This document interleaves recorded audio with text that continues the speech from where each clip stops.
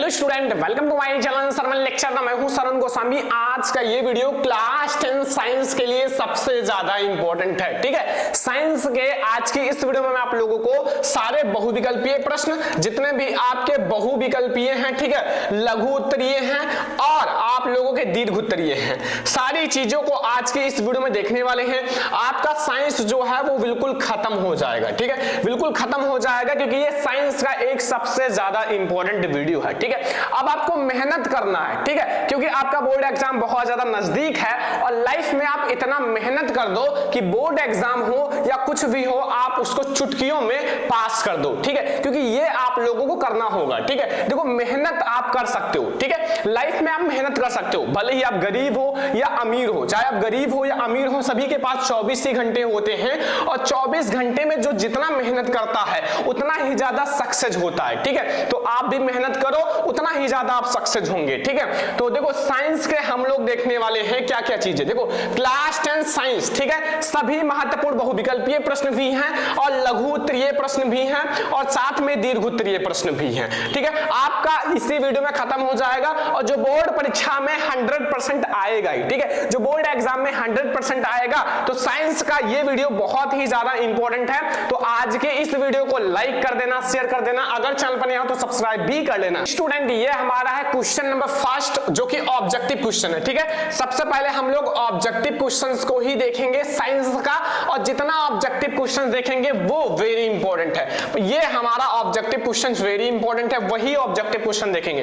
पहला देखो, लिखा हुआ लौह चूर्ण पर तनु हाइड्रोक्लोरिक अम्ल डालने से क्या होता है। ठीक है, सही उत्तर पर निशान लगाइए। जैसे आपका लोहे का चूर्ण है, मान लो Fe है, और इस पर आप HCl प्रवाहित कर रहे हो, तो फिर क्या होगा। ऑप्शन नंबर ए है हाइड्रोजन गैस एवं आयरन क्लोराइड बनता है।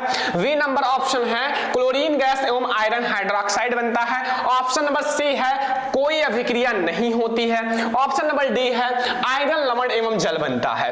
तो बच्चों इसमें जो होगा वो तो H2 बाहर निकल जाएगा, हाइड्रोजन गैस बाहर निकल जाएगा और FeCl2 बन जाएगा, अर्थात हमारा जो बनेगा वो बनेगा हाइड्रोजन गैस एवं iron chloride. Option number A जो है वो हमारा बिल्कुल सही है। बच्चों जल्दी से आप लोग इसको नोट कर लो और बहुत ज्यादा इंपॉर्टेंट है। ठीक है, तो अब हम लोग देखेंगे क्वेश्चन नंबर सेकंड। स्टूडेंट, अब हमारा क्वेश्चन नंबर सेकंड है, लिखा हुआ H2S विलयन का पीएच मान है। H2S जो कि हाइड्रोजन सल्फेट है, जिसे आप लोग अम्ल कह सकते हो। ठीक है, तो यहां आप लोग सीधा सीधा कह सकते हो कि अम्लीय विलयन का पीएच मान कितना होता है। ठीक है, बहुत ज्यादा आसान है, अभी आपको समझ में आ जाएगा। चाहे अम्लीय हो, चाहे क्षारीय हो और चाहे उदासीन हो। देखो साइंस को आपको समझ कर पढ़ना है, रटना नहीं है। रटाने वाले बहुत सारे टीचर मिल जाएंगे। ठीक है, समझना है। तो यहाँ हमारे H2S विलयन का पीएच मान कितना होता है। देखो आपका, देखो यहाँ 0 से स्टार्ट होता है, 7 तक रहता है, 7 से 14 तक रहता है। ठीक है, 0 से 7 तक हमारा क्या होता है, वो आपका 0 से 7 के बीच अम्लीय होता है और 7 से 14 के बीच क्षारीय होता है। तो अब आपके पास ऑप्शन देखो,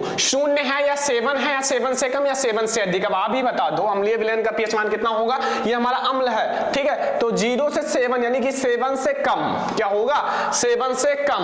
ऑप्शन नंबर सी जो है वो हमारा बिल्कुल सही है कि H2S विलयन का पीएच मान जो होता है वो 7 से कम होता है। ऑप्शन नंबर सी बिल्कुल सही है। अगला क्वेश्चन आ जाओ सारे बच्चे। देखो लिखा धावन सोडे का रासायनिक नाम क्या है। तो धावन सोडे का रासायनिक नाम क्या है, बहुत ज्यादा इंपॉर्टेंट क्वेश्चन है। धावन सोडा यानी कि धोने वाला सोडा। सोडियम क्लोराइड ये तो लवण होता है, जैसे हम लोग सोडियम क्लोराइड कहते हैं, ये तो है नहीं। अगला देखो sodium carbonate and sodium bicarbonate, ये नहीं, ये तो हमारा बेकिंग सोडा है। और सोडियम हाइड्रोक्साइड ये भी नहीं है। तो मतलब हमारा बचा सोडियम कार्बोनेट। तो सोडियम कार्बोनेट सही है, Na2CO3। ठीक है, लेकिन 10H2O भी जोड़ दिया जाता है, इसमें पानी रहता है ज्यादा मात्रा में। तो धावन सोडा का रासायनिक नाम हमारा होता है सोडियम कार्बोनेट। ठीक है, हमारा बी वाला ऑप्शन सही है। अगला क्वेश्चन आ जाओ, ये देखो ध्यान से, लिखा हुआ है कोई विलयन अंडे के पिसे हुए कवच से अभिक्रिया कर एक गैस उत्पन्न करता है जो चूने के पानी को दुधिया कर देती है। इस विलयन का क्या नाम होगा, जो चूने के पानी को दुधिया कर देता है। ठीक है, ऑप्शन नंबर ए है NaCl, HCl, LiCl, KCl। देखो ध्यान से समझना, वो हमारा जो होता है वो HCl होता है, अम्ल होता है। क्या होता है? अम्ल, वो भी प्रबल अम्ल है, ठीक है। तो HCl हमारा ऑप्शन नंबर बी जो है बिल्कुल सही है क्वेश्चन नंबर 4 का। क्वेश्चन नंबर 5 आ जाओ स्टूडेंट। क्वेश्चन नंबर 5 लिखा हुआ है कि निम्न में से कौन सी धातु अम्ल में से हाइड्रोजन विस्थापित नहीं करती हैं? कौन सी धातु है इन चारों में से जो अम्ल में से हाइड्रोजन विस्थापित नहीं कर पाती? Fe, Zn, Cu, Mg। चलो बताओ। देखो बच्चों, जो हमारा ऐसे होता है सक्रियता श्रेणी, देखो ऐसे होता है सक्रियता श्रेणी। अब जो हाइड्रोजन के ऊपर हैं वो हाइड्रोजन में से अम्ल को विस्थापित कर सकते हैं, जो हाइड्रोजन के नीचे हैं वो अम्ल में से हाइड्रोजन को विस्थापित नहीं कर सकते। तो यहाँ Cu जो है कॉपर, ये हमारा नीचे होता है, ठीक है, अम्ल से नीचे होता है Cu कॉपर। तो फिर हमारा ये अम्ल में से हाइड्रोजन विस्थापित नहीं कर पाएंगे। ये है क्वेश्चन नंबर 4, बहुत ज्यादा इंपॉर्टेंट है। नंबर 5 तक समझ में आ गया। क्वेश्चन नंबर 6 अब आ जाओ। क्वेश्चन नंबर 6, ठीक है। क्वेश्चन नंबर 6 देखो, यहाँ लिखा हुआ है निम्न में से युग्मों में से कौन सा युग्म प्रतिस्थापनीय अभिक्रिया है? कौन सा युग्म मतलब होता है जोड़ा, जो प्रतिस्थापनीय अभिक्रिया है? सोडियम क्लोराइड विलयन एवं कॉपर धातु, या हमारा है मैग्नीशियम क्लोराइड विलयन एवं एल्यूमिनियम धातु, या फिर फेरस सल्फेट विलयन एवं सिल्वर धातु, या सिल्वर नाइट्रेट विलयन एवं कॉपर धातु। तो हमारा क्वेश्चन नंबर 6 का कौन सा ऑप्शन सही है? क्वेश्चन नंबर 6 का ऑप्शन नंबर डी बिल्कुल सही है, सिल्वर नाइट्रेट विलयन एवं कॉपर धातु। हमारा डी वाला ऑप्शन बिल्कुल सही है, याद रखना, ठीक है, ये वाला सिल्वर नाइट्रेट विलयन एवं कॉपर धातु। अगला क्वेश्चन आ जाओ। क्वेश्चन नंबर 7 देखो, ठीक है, ध्यान से समझना। क्वेश्चन नंबर 7 इसमें क्या पूछ रहा है कि एसिटिक अम्ल का IUPAC नेम क्या होता है? देखो IUPAC नेम पर एक वीडियो आने वाला है जो आप लोगों का केवल IUPAC नेम पर ही होगा। तो IUPAC नेम का एक वीडियो आएगा, उसमें आपका पूरा IUPAC नेम खत्म हो जाएगा। तो सबसे पहले हम लोग ये समझेंगे एसिटिक अम्ल का IUPAC नेम क्या होता है। तो इसका सूत्र होता है CH3COOH। तो इसमें 2 कार्बन है यानी कि मेथ एथ, और ये COOH ग्रुप जुड़ा हुआ है यानी कि ओइक, यानी कि मेथ एथ, एथेनोइक अम्ल हो जाएगा, एथेनोइक अम्ल। ऑप्शन नंबर बी बिल्कुल सही है कि एसिटिक अम्ल का जो IUPAC नेम होता है वो होता है एथेनोइक अम्ल, ठीक है। क्वेश्चन नंबर 7 का ऑप्शन नंबर बी सही है, एथेनोइक अम्ल, ठीक है। अगला देखो स्टूडेंट, यहां आ जाओ। खाना बनाते समय यदि बर्तन की जो तली है बाहर से काली हो रही है तो इसका मतलब क्या है? अगर आप खाना बना रहे हो तो खाना बनाते समय अगर बर्तन की तली काली हो रही है तो फिर इसका क्या मतलब है? भोजन पूरी तरह से नहीं पका है, या ईंधन पूरी तरह से नहीं जल रहा है, या ईंधन आर्द्र है, या ईंधन पूरी तरह से जल रहा है, आपको ये बताना है। तो काफी ज्यादा इंपॉर्टेंट NCERT का क्वेश्चन है, और NCERT में भैया क्वेश्चन बहुत ज्यादा इंपॉर्टेंट होते हैं। आंसर होगा क्वेश्चन नंबर 8 का कि जो ईंधन है वो पूरी तरह से नहीं जल रहा है। ईंधन क्या है? पूरी तरह से नहीं जल रहा है बच्चों। वी वाला ऑप्शन हमारा सही है क्वेश्चन नंबर 8 का। और सारे बच्चों को समझ में भी आ गया होगा क्वेश्चन नंबर 8 तक। क्वेश्चन नंबर 9 समझ लो, इसमें क्या कह रहा है कि स्वपोषी पोषण हेतु क्या आवश्यक है? स्वपोषी पोषण के लिए क्या क्या आवश्यक होता है? CO2 कार्बन डाइऑक्साइड तथा जल यानी कि CO2 और H2O, ठीक है। CO2 कार्बन डाइऑक्साइड तथा जल, क्लोरोफिल, सूर्य का प्रकाश और उपयुक्त में से सभी। देखो अगर स्वपोषी पोषण जो होते हैं वो स्वयं अपना भोजन बनाते हैं, क्या करते हैं? स्वयं अपना भोजन बनाते हैं, तो फिर उनको ये कार्बन डाइऑक्साइड की भी आवश्यकता होती है, जल की भी आवश्यकता होती है, क्लोरोफिल की भी आवश्यकता होती है, सूर्य का प्रकाश यानी कि सभी उपयुक्त सभी की आवश्यकता होगी, ठीक है। समझ में आ रहा है ना? सारे ऑब्जेक्टिव बिल्कुल तैयार कर लेना। अगर साइंस में टॉपर बनना है बच्चों, ठीक है, 90% लाना है तो फिर आप लोग इन सारे को तैयार कर लेना। देखो 90% आप ला सकते हो अगर जो चीजें पढ़ा रहा हूं, मैराथन वीडियोज, इंपॉर्टेंट क्वेश्चन, सारी चीजों को समझो। देखो यकृत स्रावित करता है, यकृत क्या स्रावित करता है? ये तो क्वेश्चन पता ही होगा। लार या जठर रस या पित्त रस या अग्नाशयी रस, यकृत क्या स्रावित करता है? तो यकृत जो होता है, यकृत वो पित्त रस स्रावित करता है। क्या स्रावित करता है? पित्त रस। सी वाला ऑप्शन हमारा सही है कि जो यकृत होता है वो पित्त रस स्रावित करता है। क्वेश्चन नंबर 10 तक आप लोगों को समझ में आ ही गया होगा। तो देखेंगे 11 नंबर क्वेश्चन, ठीक है। 11 नंबर क्वेश्चन देखो, लिखा हुआ है पादप में जो जाइलम होता है वो उत्तरदायी होता है। देखो पादप के 2 ऊतक होते हैं, दोनों में बता देता हूं। एक होता है जाइलम, एक होता है फ्लोएम। क्या होता है? फ्लोएम। जाइलम और फ्लोएम, ठीक है। जा से होता है जाइलम, जा से होता है जल, और एफ से होता है फ्लोएम, एफ से होता है फूड। तो पादपों में जो जल का स्थानांतरण करता है वो जाइलम, और फूड यानी कि भोजन का स्थानांतरण करता है वो फ्लोएम करता है। तो अब यहाँ ये पूछ रहा है कि पादप में जाइलम क्या करता है, जल का वहन, भोजन का वहन, अमीनो अम्ल का वहन, ऑक्सीजन का वहन, बताओ क्या है इसमें, जल का वहन करेगा ना, जल का, तो जल का वहन करता है जाइलम। ठीक है, क्वेश्चन नंबर 11 तक समझ में आ गया। क्वेश्चन नंबर 12 अब आप लोग देख लो, इसमें क्या पूछ रहा है कि मनुष्य में वृक्क एक तंत्र का भाग है जो संबंधित है। भाई वृक्क आप लोगों ने कुछ बनाया है कभी लाइफ में इस तरह से, देखो अभी आप लोगों को समझ में आ जाएगा, आई होप कि बनाया भी होगा, मैंने बनवाया भी था। ठीक है, देखो अगर नहीं बनाया हो तो फिर बनाना सीख लो, ठीक है, क्योंकि इसको बनाने का ट्रिक मैंने बता रखा है। तो कुछ ऐसे था, ठीक है,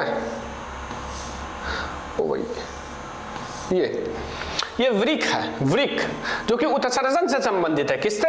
उत्सर्जन से, पोषण से नहीं बच्चों, ना श्वसन से, ना उत्सर्जन से संबंधित है, परिवहन से। हमारा उत्सर्जन तंत्र है बच्चों, उत्सर्जन तंत्र। यहाँ हमारा अधिवृक्क ग्रंथि है, या वृक्क है, ये हमारा मूत्राशय है, मूत्रमार्ग है, मूत्र नलिका है, ऐसा करके। तो वो है बच्चों किससे? उत्सर्जन से संबंधित। ठीक है, जो हमारा वृक्क है, एक जोड़ी वृक्क पे आ जाता है, वो उत्सर्जन से संबंधित होता है। ठीक है, क्वेश्चन नंबर अब हम लोग देखेंगे अगला, क्वेश्चन नंबर 13। देखो क्वेश्चन नंबर 13 में समझो क्या पूछ रहा है कि प्राग कोश में होता है, प्राग कोश में क्या होता है। ठीक है, प्राग कोश में क्या होता है? वायदल, परागकण, अंडक, परागण, परागकण। प्राग कोश के अंदर क्या होता है? तो प्राग कोश के अंदर, प्राग कोश के अंदर परागकण ही होता है, परागकण होता है। ठीक है, तो प्राग कोश के अंदर परागकण होता है बच्चों। ये एक ऑप्शन बदल देना, यहां आप लोग कर देना वाहिदल। ठीक है, और हमारा तो यहां आप लोग कट कर देना, ये वाहिदल कर देना, परागकण होता है। ठीक है, परागकण होता है प्राग कोश के अंदर। अगला क्वेश्चन आ जाओ, द्विनिषेचन। ठीक है, विशेष लक्षण है, यह किसमें होता है? द्विनिषेचन किसमें होता है? जंतुओं में, आवृत बीजीपादप में, अनावृत बीजीपादप में, या शैवाल का? द्विनिषेचन बताना है, डबल फर्टिलाइजेशन। ठीक है, द्विनिषेचन की प्रक्रिया पढ़ा होगा आपने। देखो द्विनिषेचन भी होता है, निषेचन भी होता है, त्रिनिषेचन भी होता है। तो इसका हमारा राइट आंसर क्या होगा? क्वेश्चन नंबर 14 का की जो प्रक्रिया है बच्चों, वो होता है आवृत बीजीपादप में। किसमें? आवृत बीजीपादप का। बी वाला ऑप्शन हमारा बिल्कुल सही है। क्वेश्चन नंबर 14 का। क्वेश्चन नंबर 15 आ जाओ, इसमें पूछ रहा है कि निम्न में से कौन सा मानव में मादा जनन तंत्र का भाग नहीं है? मादा जनन तंत्र का भाग नहीं है। अंडाशय, गर्भाशय, शुक्रवाहिका, डिंबवाहिनी। देखो मादा जनन तंत्र बताना है। मादा जनन तंत्र का भाग तो जानते ही होंगे, अंडाशय, गर्भाशय, डिंबवाहिनी का मतलब होता है अंडवाहिनी, और बहुत सारी होती है उनके भाग। लेकिन जो ये शुक्रवाहिका होता है, ये मेल का होता है, मेल रिप्रोडक्टिव सिस्टम होता है, यानी कि नर जनन तंत्र होता है। क्या होता है? नर जनन तंत्र। तो शुक्रवाहिका है वो मादा जनन तंत्र का भाग नहीं है। क्वेश्चन नंबर 15 आप लोगों को समझ में आ गया। क्वेश्चन नंबर 16 अब आप लोग समझो। क्वेश्चन नंबर 16 देखो लिखा है कि पुष्प के नर भाग को कहते हैं, पुष्प का नर भाग। देखो एक होता है नर भाग और एक होता है मादा भाग। नर भाग को पुमंग कहा जाता है। क्या कहा जाता है? पुमंग। और मादा भाग को जायांग कहा जाता है। क्या कहा जाता है? जायांग। तो पुमंग कहा जाता है, जायांग कहा जाता है बीजांड अंडा से। बीजांड अंडा से तो भाग है, लेकिन पुमंग कहा जाता है। ठीक है, पुमंग जो पुष्प का नर भाग है उसको। ठीक है, अगला क्वेश्चन देखो 17 नंबर क्वेश्चन। अनुवांशिकता के प्रयोग के लिए, अनुवांशिकता के प्रयोग के लिए निम्नलिखित में से कौन से पौधे का उपयोग किया? अनुवांशिकता के प्रयोग के लिए मंडल ने किस पौधे का प्रयोग किया था? मंडल जी ने। ठीक है, पपीता का, आलू का, मटर का, अंगूर का। सभी बच्चों को पता होगा। ठीक है, क्या पपीता का प्रयोग किया था? नहीं, पपीते का थोड़ी नहीं किए थे। आलू का? नहीं। मटर का? हाँ ये सही है, मटर का, क्योंकि मटर में होते हैं विपर्यासी लक्षण, और 7 लक्षण भी बताए थे मंडल ने, तो वो 7 लक्षण भी याद कर लेना। ठीक है, अगला देखो स्टूडेंट, यहां मानव में गुणसूत्र की संख्या है। अगर मानव में गुणसूत्रों की संख्या कितनी होती है? 42 या 44, 46, 48 बताओ। अगर यही पूछ ले लिंग गुणसूत्र की संख्या कितनी होती है, तो बता दोगे लिंग गुणसूत्र की संख्या 2 होता है। नर में क्या होता है, मादा में क्या होता है लिंग गुणसूत्र?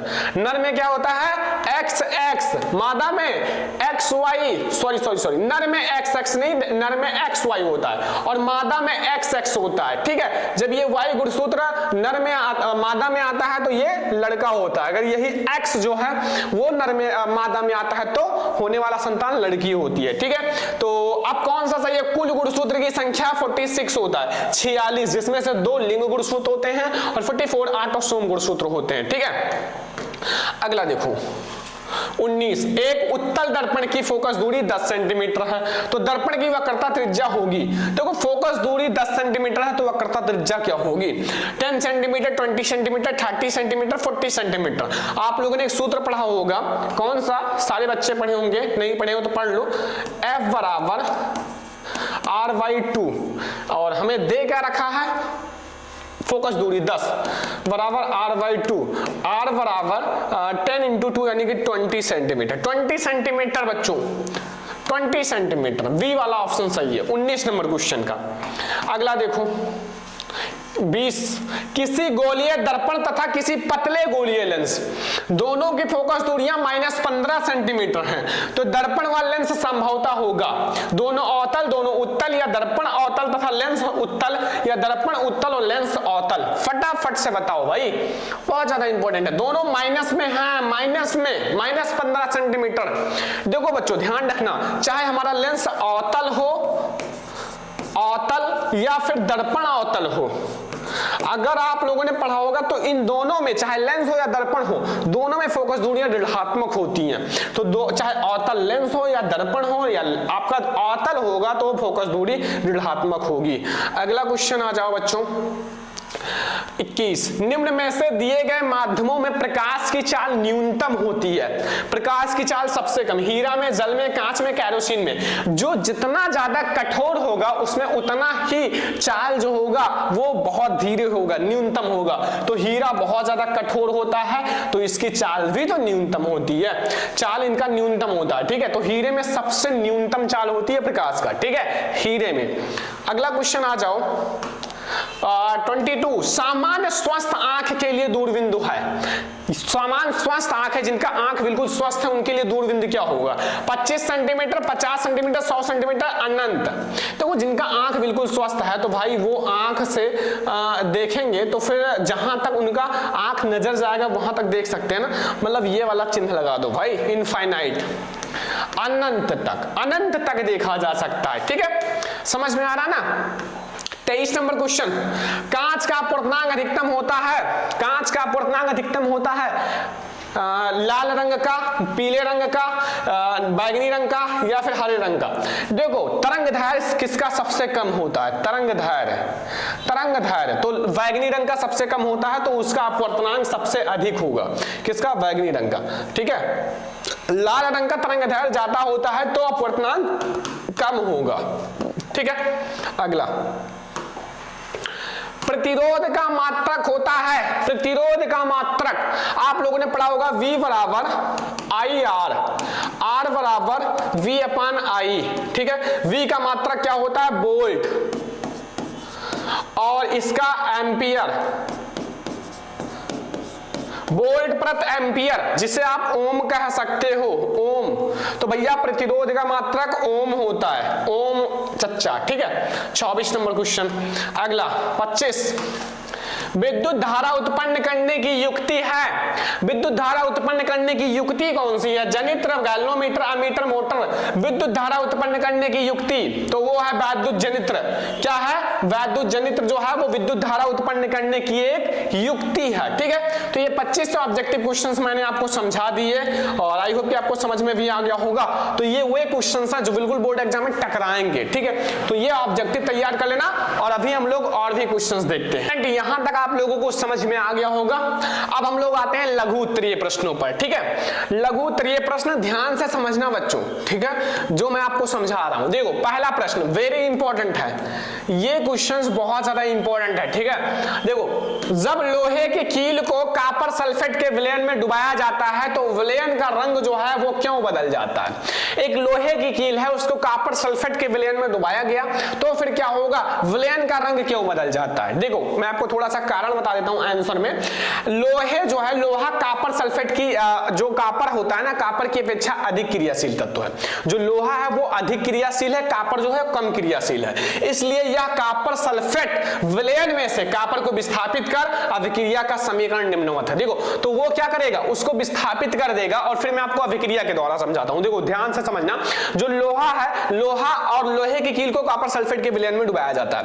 तो ध्यान से समझना, हमारा जैसे लोहा है, ठीक है, लोहा को मैंने ले लिया Fe, क्या ले लिया Fe, और इसको मैंने copper sulphate CuSO4 copper sulphate के विलयन में डुबा दिया, ठीक है। तो फिर हमारा बनेगा क्या, देखो ध्यान से, ठीक है। तो ये Fe जो है वो Cu को विस्थापित कर देगा, क्या कर देगा, विस्थापित कर देगा। तो FeSO4 बन जाएगा, क्या बन जाएगा, FeSO4। ये था पहले कॉपर सल्फेट और इसको विस्थापित करा तो ये बन गया फेरस सल्फेट, ठीक है, फेरस सल्फेट, और यहां हमारा Cu बाहर निकल जाएगा, Cu बाहर निकल जाएगा। तो हमारा क्यों रंग बदल गया, क्योंकि ये कॉपर सल्फेट से फेरस सल्फेट बन गया। तो भाई जब ये कॉपर सल्फेट से हमारा फेरस सल्फेट बन गया तो इसका रंग ऑटोमेटिक बदल ही जाएगा। तो ये हमारा समीकरण है, ठीक है। तो ये हमारा क्या हुआ, कॉपर सल्फेट से फेरस सल्फेट बन गया, इसलिए हमारा ये रंग क्या हुआ, बदल गया, ठीक है। रंग इसीलिए बदल गया, आप लोग लिख देना कि ये जो है कॉपर सल्फेट से फेरस सल्फेट बन गया और कॉपर को बाहर निकाल दिया, तो फिर इसी के कारण ये रंग बदल जाता है, ठीक है। अगला क्वेश्चन देखो, यहां उदासीनीकरण अभिक्रिया क्या है, दो उदाहरण के साथ समझाना है, ठीक है। उदासीनीकरण अभिक्रिया को आपको दो उदाहरण के साथ समझाना है। देखो अम्ल एवं क्षार की अभिक्रिया के परिणाम स्वरूप लवण तथा जल प्राप्त होता है, ठीक है। जैसे एसिड होता है, एसिड और आपका बेस, ठीक है, ध्यान से समझना। यहां मैं थोड़ा सा समझाता हूं, एसिड और प्लस बेस ये दोनों अभिक्रिया करा तो साल्ट बना लिया बच्चा और प्लस वाटर बना। तो अभी रिएक्शन तो देना है भाई, तो अभी रिएक्शन दे देते हैं। अम्ल एवं क्षार की अभिक्रिया के परिणाम स्वरूप लवण तथा जल प्राप्त होता है। इस अभिक्रिया को उदासीनीकरण अभिक्रिया कहते हैं, ठीक है। उदाहरण के लिए मैंने लिया है कि सोडियम हाइड्रोक्साइड विलयन तथा हाइड्रोक्लोरिक अम्ल। तो आ जाओ मैं आपको बताता हूं, सोडियम हाइड्रोक्साइड विलयन एवं आप लोगों का हाइड्रोक्लोरिक अम्ल, ठीक है। तो सोडियम हाइड्रोक्साइड विलयन एवं आयरन क्लोरिक अम्ल, ठीक है। तो सोडियम हाइड्रोक्साइड यानी कि NaO कर देना और H, Na से सोडियम, OH से हाइड्रोक्साइड, दिस इज आपका क्षार, प्लस HCl यानी कि ये क्या है, अम्ल, क्या है, अम्ल, और ये अभिक्रिया करा तो हमारा NaCl बना, NaCl ये क्या है, लवण, ठीक है, लवण, और प्लस हमारा बना H2O, ये है जल, ये बस रिएक्शन आपका इतना ही है। ये हमारा है बच्चों NaOH क्षार, और वो अम्ल से अभिक्रिया करा, लवण बनाया तथा जल बनाया, ठीक है। ये एक अभिक्रिया मैंने दे दिया है, आप लोग खुद से भी एक कर लेना। यहां आप लोग KOH करके HCl से अभिक्रिया करा देना, आपका दूसरा समीकरण हो जाएगा, ठीक है। तो बहुत ज्यादा आसान है। अम्ल एवं क्षार की अभिक्रिया के परिणाम स्वरूप लवण तथा जल प्राप्त होता है, इस अभिक्रिया को उदासीनीकरण अभिक्रिया कहते हैं। उदाहरण के लिए आप लोग ये लिख देना, ठीक है। क्वेश्चन नंबर 2 तक समझ में आ गया। क्वेश्चन नंबर 3 समझो, ध्यान से समझना। ये पूरे बुक का एक ऐसा टॉपिक है जिसे आप लोग कह सकते हो भैया वेरी इंपॉर्टेंट, इंपॉर्टेंट का बाप, ठीक है, क्योंकि ये हर साल आता है। अगर ऐसा नहीं आएगा तो भैया टिप्पणी कीजिए समझातीय सरणी क्या है, या फिर ऐसे आ जाएगा सॉल्व क्वेश्चन 4 नंबर में, ठीक है। लिखा हुआ है कि इसमें क्या पूछ रहा है कि समझातीय सरणी क्या है, उदाहरण के साथ समझाइए। समझातीय सरणी क्या है, उदाहरण के साथ समझाना है बच्चों। तो कार्बनिक यौगिकों का वह समूह जिनका सामान्य सूत्र, देखो सामान्य सूत्र का मतलब है चाहे एल्केन हो CnH2n और +2, अगर इसका है तो सारे इसके हो। एल्कील हो तो हमारा CnH2n हो, एल्काइन एल्काइन हो तो Cn H2n -2 हो, ठीक है। इस टाइप से सारे एक ही सामान्य सूत्र के हों, या एक ही क्रियात्मक समूह से OH समूह के तो OH हो, COOH है तो COOH, सारे एक ही समूह के। अभी आपको समझ में आएगा, ठीक है। क्रियात्मक समूह के एक जैसा हो तो उसे समजातीय श्रेणी कहते हैं तथा उनके सदस्यों को समजात गण कहा जाता है, ठीक है। एग्जांपल के लिए मैं आपको दिखा देता हूं, देखो मेथेनॉल में लिखा हुआ CH3OH, OH है ना इसमें, अब इसमें OH एक में जुड़ा हुआ है ना, तो दूसरे में भी OH जुड़ा होगा तभी समजातीय श्रेणी होगा। तो ये हमारा एथेनॉल है CH3CH2OH, इसमें भी OH जुड़ा हुआ है। प्रोपेनॉल है तो ये हमारा CH3CH2OH, ये हमारा प्रोपेनॉल है। एक मैं आपको और एग्जांपल बताता हूं, देखो ध्यान से समझना। CH4, ठीक है, C2H6, ये हमारा क्या है, ये भी एक समजातीय श्रेणी है क्योंकि ये दोनों एक ही सामान्य सूत्र के हैं, ठीक है। तो ये भी हमारा क्या है, समजातीय श्रेणी है, ठीक है। उसी का उदाहरण है। अगला देखो, थोड़ा सा भी और है इसमें, लक्षण देख लो। समजातीय श्रेणी के सदस्यों के निम्नलिखित लक्षण हैं, कौन कौन से। पहला, सभी सदस्यों को एक सामान्य सूत्र के द्वारा प्रदर्शित कर सकते हैं, एक सामान्य के सूत्र के द्वारा। बी वाला है, सभी सदस्यों को एक ही क्रियात्मक समूह होता है, ठीक है। सी वाला देखो, प्रत्येक क्रमागत सदस्य के अणुसूत्र में CH2 का अंतर होता है। CH2 का अंतर कैसे होता है, जैसे मैंने बताया CH4 और C2H6, इसमें कितना अंतर है, एक C का अंतर है, एक H2 का अंतर है। तो CH2 का अंतर हो, समझ लो समजातीय श्रेणी है। प्रत्येक क्रमागत सदस्यों के अणुसूत्र में 14U का अंतर होता है, तो इसमें 14U है ही। देखो इसका 6 आपका 14U बता रहा ना, तो इसका कार्बन का आपका कितना होता है, परमाणु भार 12 और H का होता है 2, यानी कि 2 है तो 14, तो 14 का अंतर होता है, ठीक है। बस इसी को बना दिया गया, ठीक है। तो ये इनके लक्षण है बच्चों, याद कर लेना। अगला देखो, अब हमारा है क्वेश्चन नंबर 4, वाष्पोत्सर्जन को प्रभावित करने वाले कारक। वेरी इंपॉर्टेंट है बच्चों, वाष्पोत्सर्जन को प्रभावित करने वाले कौन कौन से कारक हैं वो बताना है। वाष्पोत्सर्जन को प्रभावित करने वाले निम्नवत कारक हैं, ठीक है। ध्यान से समझना, सारे क्वेश्चन को बोर्ड एग्जाम में छाप कर आना, ठीक है। वायुमंडल में आर्द्रता बढ़ने पर वाष्पोत्सर्जन कम होता है। अगर वायुमंडल में हमारा आर्द्रता बढ़ेगा तो वाष्पोत्सर्जन कम होगा। वायुमंडल ताप बढ़ने पर तथा तेज हवा चलने पर, आंधी आने पर वाष्पोत्सर्जन बढ़ जाता है, ठीक है। 3 ही कारक मैं आपको बता रहा हूं। प्रकाश या दिन में वाष्पोत्सर्जन अधिक होता है और रात में कम, क्योंकि दिन में प्रकाश संश्लेषण के लिए जो स्टोमा, ठीक है, खुले रहते हैं और जिससे वाष्पोत्सर्जन अधिक होता है, ठीक है। तो वाष्पोत्सर्जन बस इतना आप लोगों को समझना है, 1 पॉइंट 2 पॉइंट 3 पॉइंट, ठीक है। बस ये 3 पॉइंट लिखना, 4 नंबर का है, मिल जाएगा 4 में 4, ठीक है। अब आ जाओ भाई, ये छोटा सा क्वेश्चन है, बहुत ज्यादा इंपॉर्टेंट है, तो इसको देखते हैं। देखो, विकासीय संबंध स्थापित करने में जीवाश्म का क्या महत्व है। वेरी इंपॉर्टेंट है, एनसीईआरटी का है, ठीक है, कि विकासीय संबंध स्थापित करने में जो जीवाश्म होते हैं इनका क्या महत्व है। तो जीवाश्म पुराने जीवों के अवशेष अथवा चिन्ह या सांचे होते हैं, जो जीवाश्मों के अध्ययन से पता चलता है कि अमुक, ठीक है, जीव कब पाया जाता है, कब लुप्त हो गया, ठीक है, और जीवों के विकास के क्रम में पहले जीव की संरचना कैसी थी और बाद में क्या परिवर्तन हो गया। इससे हमें जीवाश्म से ही पता चलता है विकासीय दृष्टिकोण से। तो ये क्वेश्चन नंबर 5 है, तो समझ में आ गया ना। क्वेश्चन नंबर 6 पर अब आ जाओ, बहुत ज्यादा इंपॉर्टेंट क्वेश्चन, एक छोटा सा क्वेश्चन है लेकिन पूरे बोर्ड एग्जाम को हिला देता है, क्योंकि ये ऐसा क्वेश्चन है जो छोटा सा है लेकिन आपके 2 या 4 नंबर में आ ही जाता है। कह रहा है, एक कूलाम आवेश की रचना करने वाले इलेक्ट्रॉन की संख्या प्रकलित कीजिए। एक कूलाम पर कितना आवेश होता है, आवेश की संख्या ज्ञात करनी है, ठीक है। कैसे ज्ञात करोगे, ध्यान से समझना। हम जानते हैं, हल आप लोग समझ लो बच्चों, हल छोटा सा है, हम जानते हैं, ठीक है, ठीक है, कि इलेक्ट्रॉन पर आवेश, ये तो सभी बच्चों को पता है, ठीक है। इलेक्ट्रॉन पर आवेश कितना होता है, बहुत ज्यादा इंपॉर्टेंट है। वैसे मैं आपको बता देता हूं, इलेक्ट्रॉन पर आवेश, ठीक है, वो कितना होता है 1.6 × 10⁻⁻19 कूलम, ठीक है। अब आप लोगों ने एक सूत्र पढ़ा होगा, ध्यान से समझना, Q बराबर Ne, Q बराबर Ne, ठीक है। अब यहां देखो ध्यान से, Q हमारा 1 कूलाम हमें क्वेश्चन में दे रखा है। Q जो हमारा है वो 1 कूलाम है। कितना है? 1 कूलाम। तो Q हमें 1 कूलाम कर देना है। आवेश की संख्या n ज्ञात करनी है इनटू हमें जो E है ये दिया है ना, ये तो वो हो जाएगा 1.6 इंटू 10 की पावर माइनस 19 कूलाम, ठीक है। अब आप लोग कैसे लगाओगे, इधर आप लोग समझो। देखो n आप लोग ऐसे ही रहने दो और इसको ऊपर 1 कर लो और इसके नीचे ये ले आओ, इसके नीचे 1 के, तो 1.6 इंटू 10 की पावर माइनस 19, ठीक है। अब देखो हमारा क्या होगा, n बराबर हमारा 1/1.6 इंटू 10 की पावर आपका माइनस 19 जो है ऊपर प्लस 19 चला जाएगा, ठीक है।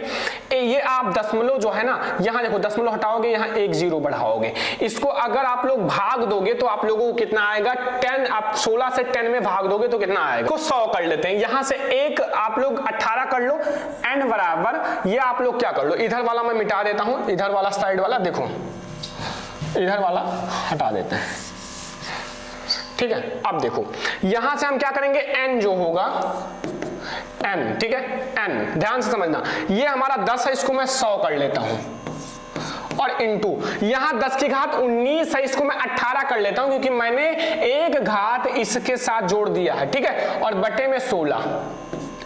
अब भाग दो भाई, अब भाग दो, 16 छक्के 96, 6.25 इंटू 10 की पावर 18, ठीक है, और ये हमारा n है इलेक्ट्रॉनों की संख्या।